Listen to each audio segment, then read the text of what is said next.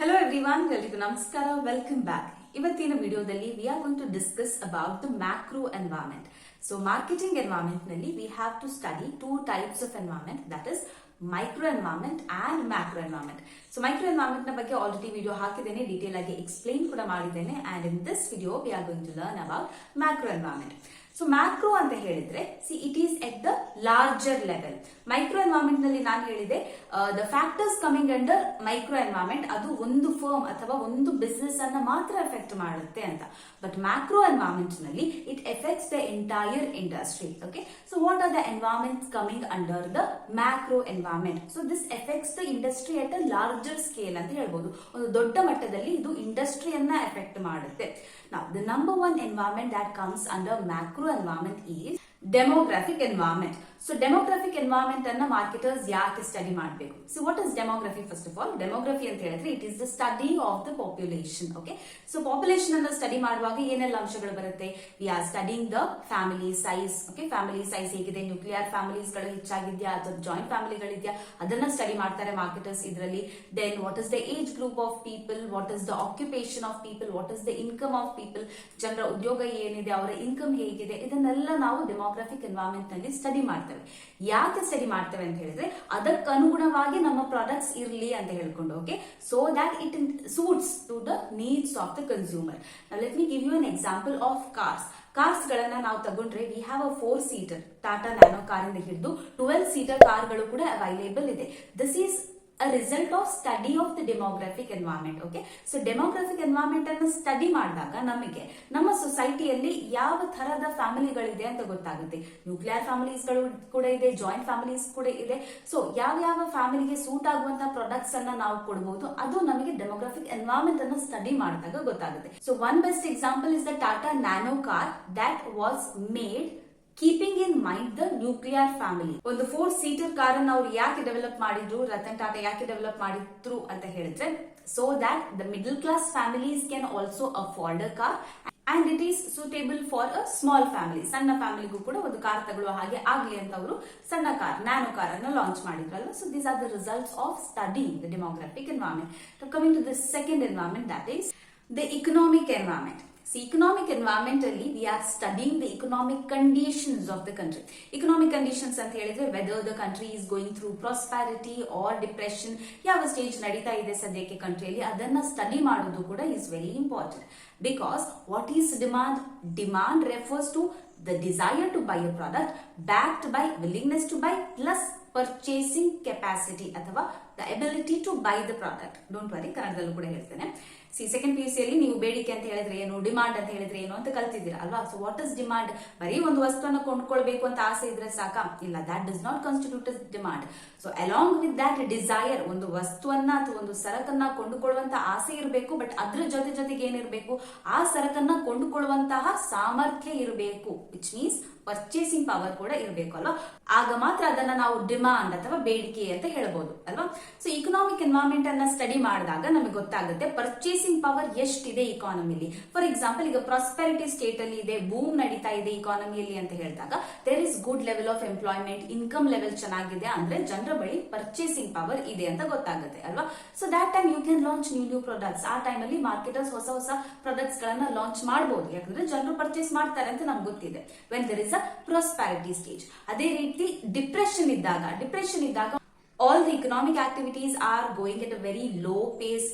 ಆರ್ಥಿಕ ಚಟುವಟಿಕೆಗಳು ತುಂಬಾ ಸ್ಲೋ ಡೌನ್ ಆಗಿರುತ್ತೆ, ಜನರಲ್ಲಿ ಕೊಂಡುಕೊಳ್ಳುವಂತಹ ಸಾಮರ್ಥ್ಯ ಇರೋದಿಲ್ಲ, ಪರ್ಚೇಸಿಂಗ್ ಪವರ್ ತುಂಬಾ ಕಡಿಮೆ ಆಗಿರುತ್ತೆ. ಆವಾಗ ನಾವು ಹೊಸ ಪ್ರಾಡಕ್ಟ್ಸ್ ಗಳನ್ನ ಲಾಂಚ್ ಮಾಡ್ತಾ ಹೋದ್ರೆ our products will not run in a depression stage ಅಲ್ವಾ?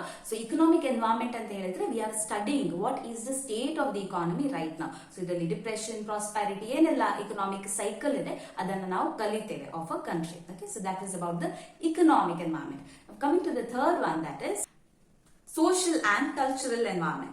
Now, what do we study under social and cultural environment? Social and cultural environment under we are studying the attitudes, beliefs, norms and the lifestyle of the individuals in the society. ಅಂದ್ರೆ ಪ್ರತಿಯೊಂದು ಸಮಾಜದಲ್ಲೂ ಕೂಡ ಅವರಿಗೆ ಅವರದ್ದೇ ಆದ ಆಚಾರ ವಿಚಾರಗಳಿರುತ್ತೆ, ಶ್ರದ್ಧೆಗಳಿರುತ್ತೆ, ಅವರ ನಂಬಿಕೆಗಳಿರುತ್ತೆ ಅಲ್ವಾ. So ಅದನ್ನ ನಾವು ಹರ್ಟ್ ಮಾಡ್ಲಿಕ್ಕೆ ಹೋದ್ರೆ ನಮ್ಮ ಪ್ರಾಡಕ್ಟ್ ಫೇಲ್ ಆಗುತ್ತೆ in the market. For example, ಒಂದು ಟೈಮಲ್ಲಿ ಮೆಕ್ಡೊನಾಲ್ಡ್ಸ್ ನ ಬಗ್ಗೆ ತುಂಬಾ ಪ್ರೊಟೆಸ್ಟ್ ನಡೀತಾ ಇತ್ತು, ಬಿಕಾಸ್ ಅವರ ಮೆನು ಅಲ್ಲಿ ಇದೆಯಲ್ಲ, in the menu they included a product which was having beef content. ಅದನ್ನ ಅವರು ಮೆನ್ಷನ್ ಮಾಡಿದ್ರು ಮೆನು ಅಲ್ಲಿ. Because of that Indian people got hurt and they started protesting against the company. ನಂತರ ಅವರ ಕಂಟೆಂಟ್ ಅನ್ನ ತೆಗೆದ್ರು ಅವರ ಮೆನು ಇಂದ. ಬೈ ದ ವೇ, ಯಾರೆಲ್ಲ ಮೆಕ್ಡೊನಾಲ್ಡ್ಸ್ ಲವರ್ಸ್ ಇದ್ದೀರಾ, there is a news for you all. ಇದು ಒಂದು ಸ್ವಲ್ಪ ಹಳೆ ನ್ಯೂಸ್, ಬಟ್ ಮೀಟ್ ಕಂಟೆಂಟ್ ಇದೆ ಮೆಕ್ಡೊನಾಲ್ಡ್ಸ್ ಫುಡ್ ನಲ್ಲಿ ಅಂತ ಒಂದು ನ್ಯೂಸ್ ಇತ್ತು. ಎಷ್ಟರ ಮಟ್ಟಿಗೆ ಸತ್ಯ ಅಂತ ಗೊತ್ತಿಲ್ಲ, but this is a viral news 2 years back ಅಂತ. ಇಫ್ ಯು ಆರ್ ಇಂಟ್ರೆಸ್ಟೆಡ್ ಇದ್ರ ಬಗ್ಗೆ ಹೆಚ್ಚು ಗೂಗಲ್ ಮಾಡಿ ರಿಸರ್ಚ್ ಮಾಡಿ ನೋಡಿ, you might reach at some conclusion. Okay, so that is about McDonald's. So McDonald's ಮಾತ್ರ ಅಲ್ಲ, ಬೇರೆ ತುಂಬಾ ಅಡ್ವರ್ಟೈಸ್ಮೆಂಟ್ಸ್ ಗಳು ಕೂಡ ಇರಬಹುದು. ಜನರ ಶ್ರದ್ಧೆಯನ್ನ, ಜನರ ನಂಬಿಕೆಗಳನ್ನ ಪ್ರೊವೋಕ್ ಮಾಡುವಂತಹ ಅಡ್ವರ್ಟೈಸ್ಮೆಂಟ್ ಗಳನ್ನ ಕೊಟ್ರೆ ಅಥವಾ ಅಂತ ಪ್ರಾಡಕ್ಟ್ ಗಳನ್ನ ನಾವು ಮಾರ್ಕೆಟಿಗೆ ಲಾಂಚ್ ಮಾಡಿದ್ರೆ people will get hurt and our product will fail. ಅದಕ್ಕೆ ಹೇಳೋದು ನಾವು ಸೋಷಿಯಲ್ ಅಂಡ್ ಕಲ್ಚರಲ್ ಎನ್ವೈರನ್ಮೆಂಟ್ ಅನ್ನ ಸ್ಟಡಿ ಮಾಡಬೇಕು. ಸೊ ಯಾವ ದೇಶದಲ್ಲಿ, ಯಾವ ಕಂಟ್ರಿಯಲ್ಲಿ ನಾವು ನಮ್ಮ ಪ್ರಾಡಕ್ಟ್ಸ್ ಗಳನ್ನ ಲಾಂಚ್ ಮಾಡ್ತಿದ್ದೇವೋ ಆ ಕಂಟ್ರಿಯ ಬಗ್ಗೆ, ಆ ಕಂಟ್ರಿಯ ನಾರ್ಮ್ಸ್ ನ ಬಗ್ಗೆ, ಅವರ ಬಿಲೀಫ್ ಸಿಸ್ಟಮ್ ನ ಬಗ್ಗೆ ಕಲಿಯೋದು ಕೂಡ is very important. And all of these comes under the socio and cultural environment. Social and cultural environment, we call it a socio-cultural environment. Fine, I will show you one advertisement relating to this bridal wear. Manyavar navaradhu advertisement idu, tumba controversial ad. Just watch this advertisement. अलग हो जाना, पराया हो जाना, किसी और के हाथ सौंपा जाना, मैं कोई दान करने की चीज हूँ, क्यों सिर्फ कन्यादान?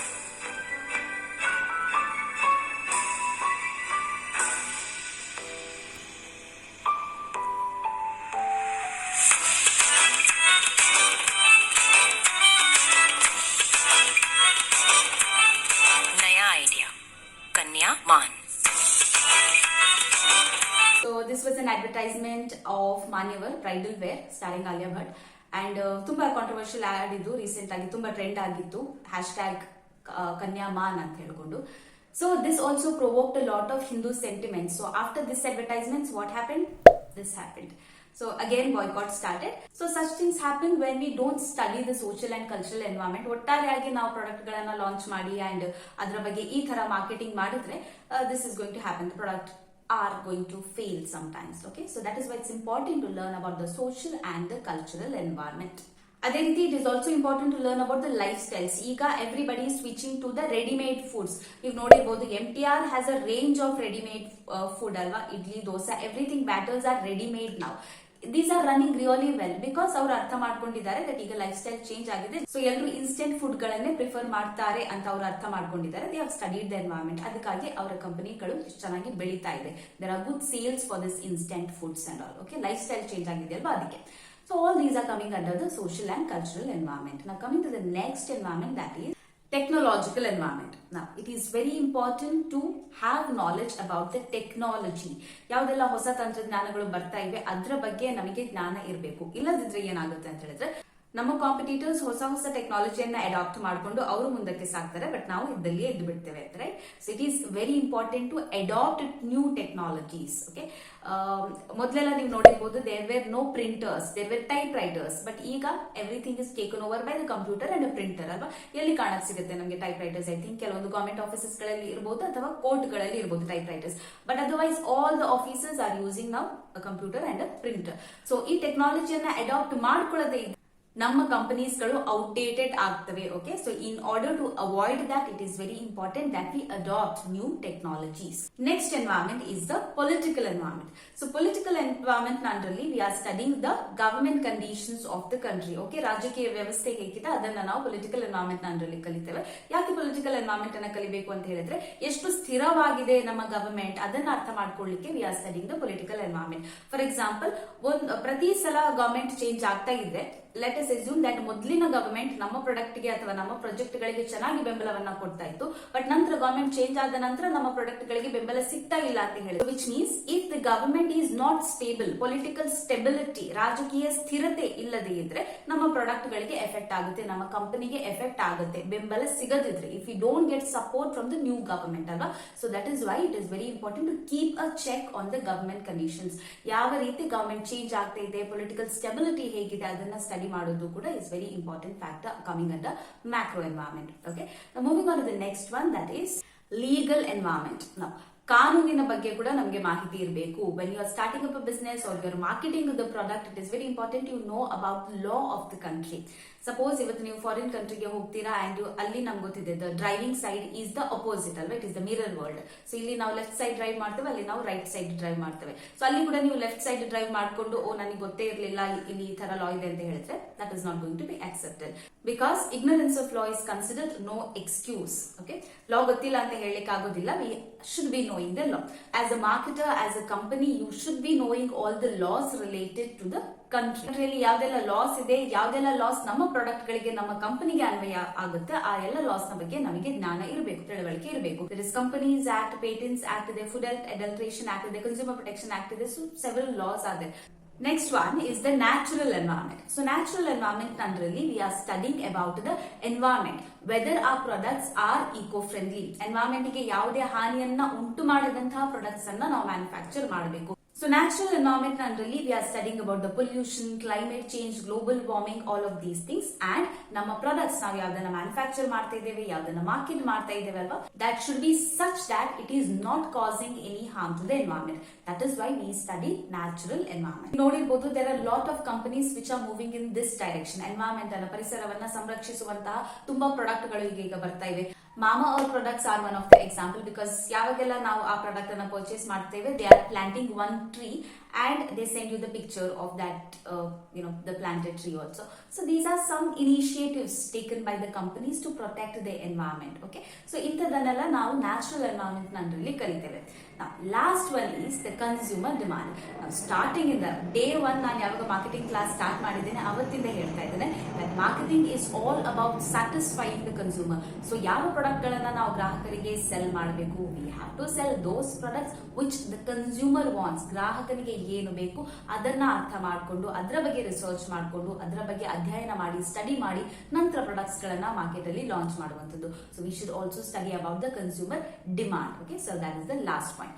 So totally today we learned 8 points on the macro environment. They are: number 1, demographic environment; then economic environment; third one, social and cultural environment; fourth one, technological environment; fifth one, political environment; sixth one, legal environment; seventh one, natural environment; and eighth one, consumer demand. So yes, that was all for today's class about macro environment. And notes bekidre it is available in the Telegram channel. Please do have a look at that. Link is there in the description.